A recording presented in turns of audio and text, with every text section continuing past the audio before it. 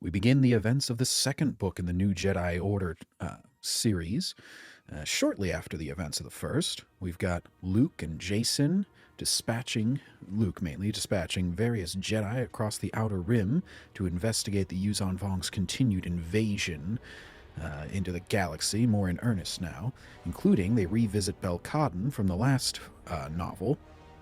Keep wanting to say film, but from the last novel, where we see a little bit of the background on the Vong and how they sort of grow their ships, the Coral Skippers.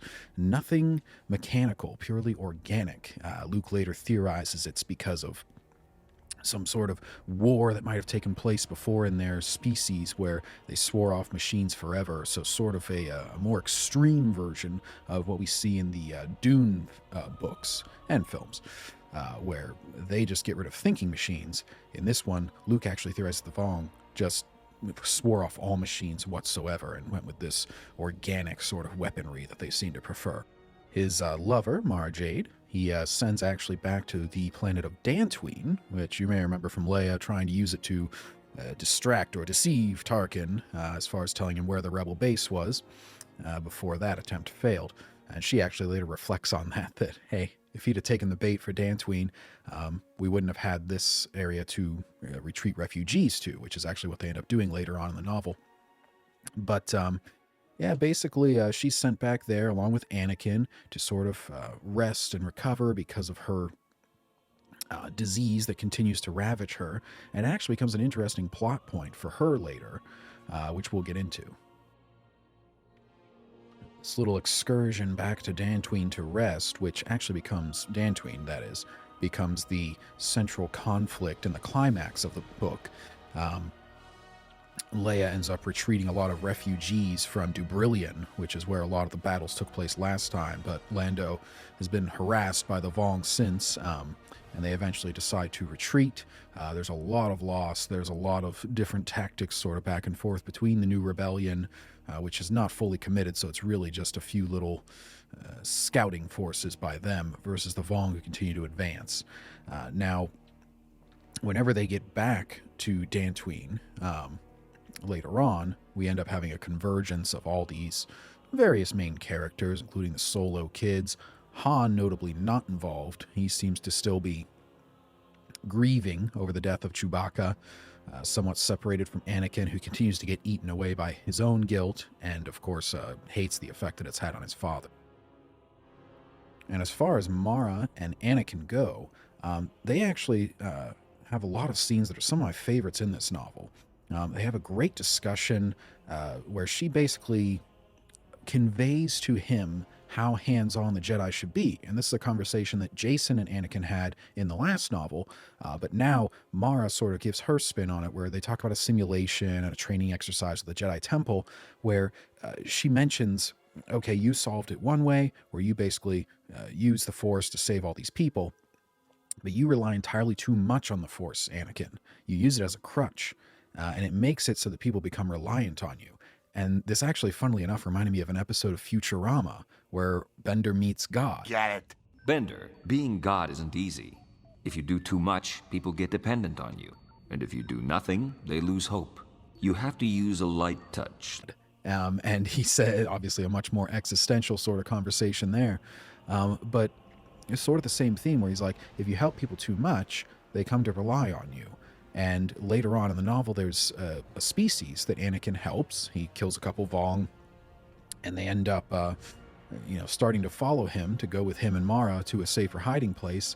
But then he correctly reasons out, based on this lesson by Mara, that no, I shouldn't be making all these people reliant on me and hurting them like some sort of shepherd. I need to help them do things on their own. I need to do the lightest touch possible. And in that Futurama episode, he says, help people too much, they become reliant on you. Don't help enough, they stop believing in you. In that case, it's more literal. In this case, it would be like, they lose faith in the Jedi. They don't think the Jedi are ever going to help anybody. They're just some esoteric monks that sit on their thrones.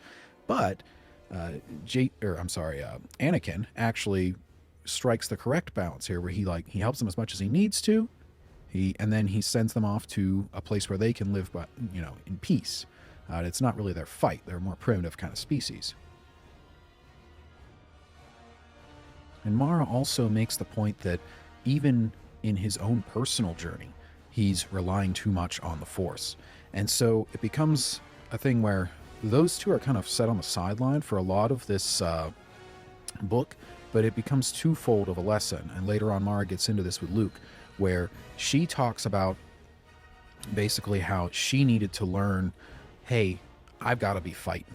I can't just be sitting on the sideline. I have to fight, because this disease only gets worse whenever I'm sitting around doing nothing. And my whole life I've been a fighter. She references some events that I have not personally read, as far as her introduction and everything. As I mentioned, this is my first foray into the EU, but I know some of the stuff that she's just through passing statements through the years. But it also teaches Anakin, and he learns to sort of get some sweat on his brow, get some calluses on his hands. He learns to fight without the Force, and as a consequence, well, and even fight and just do everything without the Force. And as a consequence, he actually becomes more powerful in the Force. When he does draw on it, he's able to just flick these massive boulders towards the Vong, and he learns that, you know, after you cut off the tide for a while, it just builds up that well all the more. And as far as Leia goes, her main conflict in this book is sort of trying to rally attention from the New Republic, who has become somewhat detached. They have some leaders that really don't want to get involved. They keep accusing her of trying to create conflict to, A, shield any criticism of the Jedi, because it's like, oh, you're trying to make it so we need the Jedi again. So you're going to make some crisis up that so we don't look at your brother or look to restrict his sort of movement at all. And then also, you clearly want to get power back. You've given up power. Don't be like those humans in the past. And it becomes this thing where the backlash sort of becomes as bad as the original crime, because they distrust humans because of the Empire's rule and their discrimination against aliens. But now the backlash has become so severe that they're about to ignore a huge threat that could kill billions and billions of lives, because now they have a prejudice against humans, and they have a fear of kind of handing them any power ever again. And so it becomes this muddled mess. And she ends up befriending a senator, I believe it was Allegro, yeah. And he's part of the Kamisi species, shown here, where he's more of a pacifist, but she gets him to come out basically by saying, hey, there's going to be refugees. This threat is real. They're attacking. I'm not going to ask you to go kill everybody or anything, because I know your sensibilities, but maybe you can come and help me at least get refugees out of there. And that's basically what they end up doing on Dubrillion. They end up helping to cover the retreat, devising plans to just get the citizenry out of there. And there gets to be some very tough decisions where they talk about, you know, having to preserve family lines. So you pick the younger people to get off this planet, because they don't have enough food to make it back to a civilized one. And that's how they eventually end up back on Dantooine. It's a retreat to basically the nearest habitable and, you know, somewhat sustainable world. And Leia talks with this senator about a lot of things. They end up connecting on a number of issues, including why she called one of her sons Anakin. He mentions, hey, I'm surprised that you called him this. You know, this is the name of your father who you hated. And this is actually a very important distinction, because I was actually into a few of the Disney fanfic EU books, and they make Leia kind of still hate Vader. She talks all about like how Luke got his moment of closure, but she never got that. She kind of disagrees with him from what I remember. Here she makes very much a note. She says Anakin was redeemed whenever he did what he did. He stopped infinite future pain. Doesn't mean that what he did was right, and it doesn't mean that his actions in the past are completely forgiven, but she views him in a much better light, and that was a very noticeable difference from the Disney canon. And she also mentions that she names her son Anakin because it's sort of to set the example. Say, if he was raised right, if he wasn't corrupted by these outside forces, I know he was a good man at heart. And I'm somewhat going to prove that through raising this kid right and having him turn out right. And speaking of the Disney canon, one of the starkest differences I've noticed in these two novels is how Luke Skywalker is looked at. He is the leader of a Jedi Order, obviously. Nothing has been burnt down or anything, especially not by him. But he also has this wife in Mara who loves and reveres him, and she's her own woman. She's independent. she's fighting this disease, incredibly powerful and everything. But I remember a very special quote that I took note of was, they're getting ready for battle, and he mentions like, oh, you want to go do some preparations, you want to go rest, anything like that. And she notably says back to him, spending time with my husband is the best medicine on Dantooine. And that's the sort of like loving respect that you never would get in the Disney canon. And Luke and Mara, they are both finding sort of how to fight this war. And that's where she sort of figures that out, that, hey, I'm a fighter, I gotta fight. And whenever I was fighting these Vong off along with Anakin, that's whenever I started to feel a little bit better in my disease. Rather than sitting around and just acting like a child, and he was coddling me, he was, taking care of me, great guy, but it didn't work for me, that sort of medicine. And Luke is revered throughout the novel.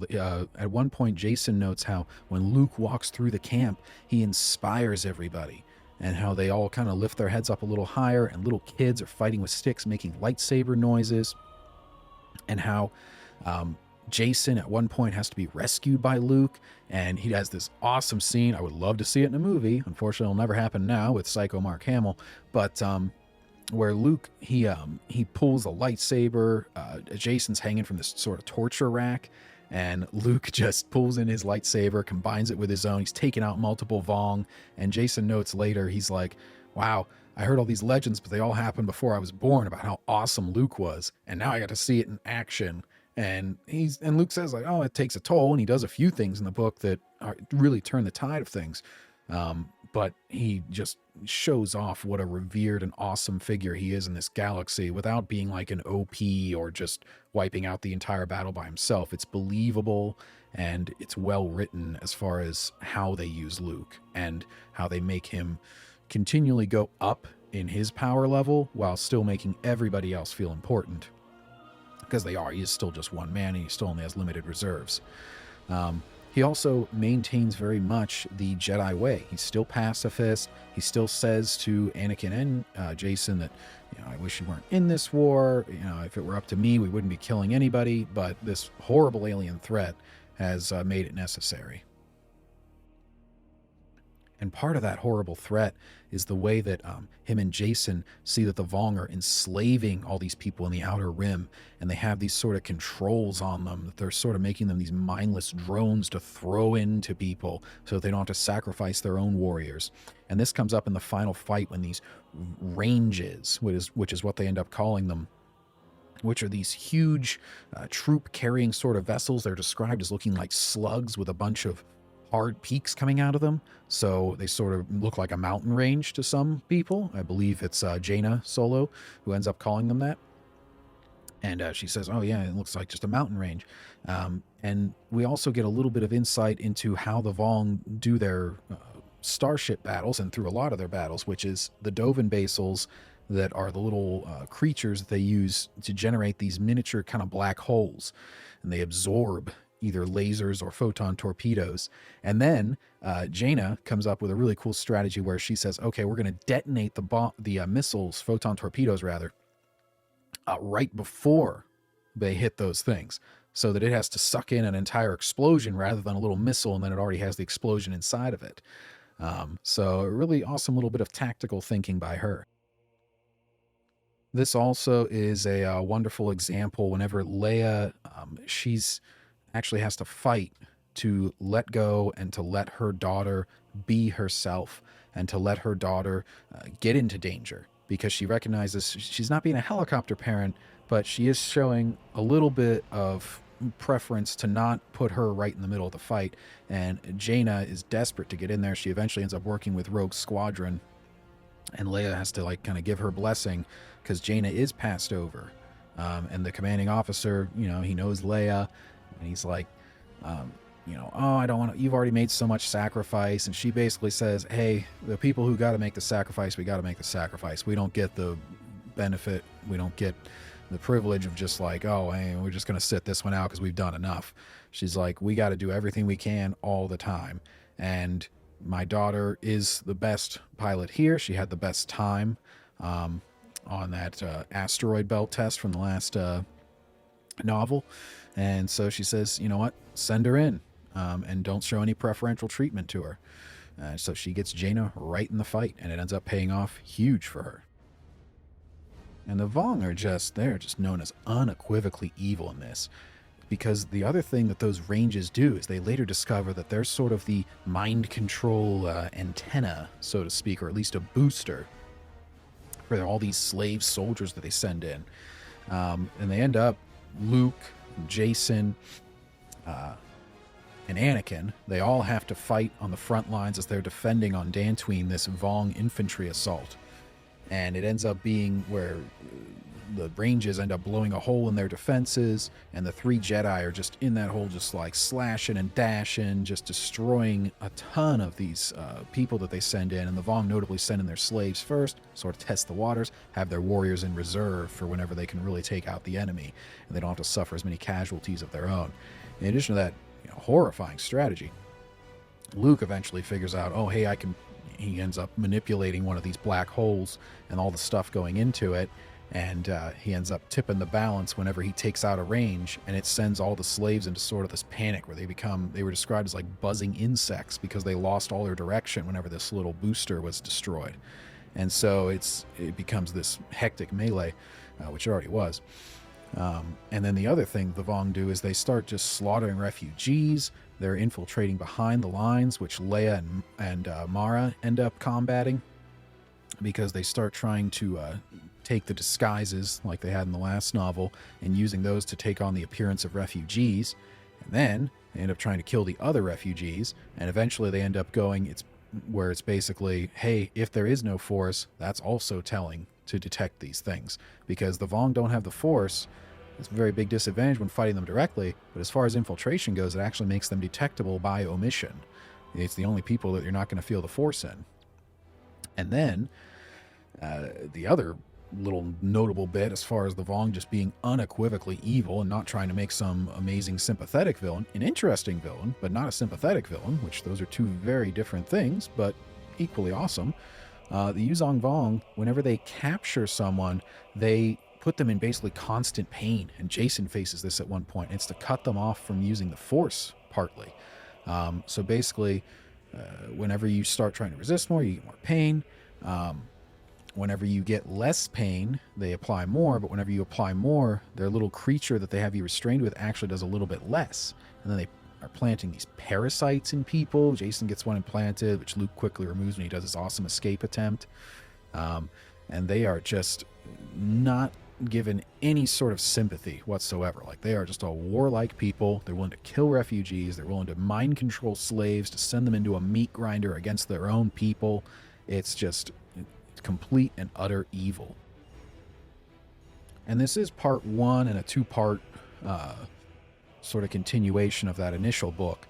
And so what we get is a bit of a cliffhanger where some Jedi escape captivity, and one of the Yuzon Vong, they end up stealing one of his ancestors' remains, sort of by accident. It's to sort of study their culture and their physiology and stuff. But he takes this as a great offense, and he notes how they left a lot of their dead as well on Dantooine, them being the people of the usual Star Wars galaxy. And he basically says they have no honor, they have no concept of honor, basically. So I have no qualms with killing all of them. And I'm going to... He tastes the blood from one of the creatures that was restraining from one of these Jedi, and he's basically like, I'm going to taste the blood of this Jedi again, the one who killed or stole my ancestor. And that's sort of where the novel leaves off. Him vowing revenge, the New Republic, finally being somewhat aware. They do some political maneuvering. Leia pulls off a nice, clever tactic where she sort of strong-arms someone into giving a little bit more military control to someone in order to get enough people behind them to actually start combating this threat. And it's basically, they've been on the Outer Rim. They're going to start making their way more towards the core worlds. We're left with that sort of cliffhanger, so we shall see where it ends up next on the New Republic. Overall, the character moments in this I thought were really strong, especially Mara and Anakin's conversations about the Force, especially with Jason and Anakin and their sort of dichotomy and how they deal with it. I still felt like Jaina is probably a bit of a...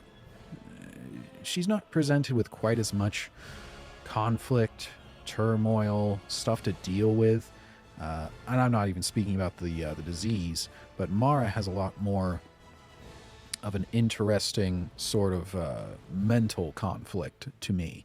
And the same thing with Leia, where she's got to deal with her kids and how to handle them in a time of war, obviously. Yeah, Jaina seems like the one that has the least interesting sort of arc going on. But we shall see where that ends up. I'm still hopeful that she'll get more interesting. And Jason, really interesting guy. How he's sort of the prodigy child at the start of the first book, and now he's presented with some interesting conflict, and his brother ends up being very wizened by his experience. So he's still the older brother, still probably a little bit stronger and everything, but as far as philosophically speaking, they're a little bit more on even terms by the end of this book because of their experiences. Overall, though, between Mara, between a much better version of Luke than what I've been used to lately, between Leia actually having a little bit more to do than just come in and give the occasional catchphrase, Han sort of sidelined, and Jaina really only came in at the end with a lot, but I felt like they did a good job focusing on the characters they wanted to focus on. Mara, Luke, Jason, and Anakin were all given very interesting arcs, and they really do a good job with Luke. That's what I really noticed, especially towards the end of this book. I was like, it's such a nice thing to have a more natural journey. You could say it's more predictable, or that they didn't subvert things enough. But I think him steadily coming into his own as more of an authority figure is an interesting journey, and it's a lot harder to write than just tearing him down to try to build him back up again. Minus the building back up, I suppose. But it's overall, this series so far has been infinitely more interesting, and I'm infinitely more interested in where it's going. Now, there's a lot of material. Some of it probably stinks, but overall, this is a much better foundation and structure and a lot more of a nice pace than what we ended up getting in film form. I really wish we would have gotten this in film form so far reading it. But we'll see you guys next time. Till then, keep on reading.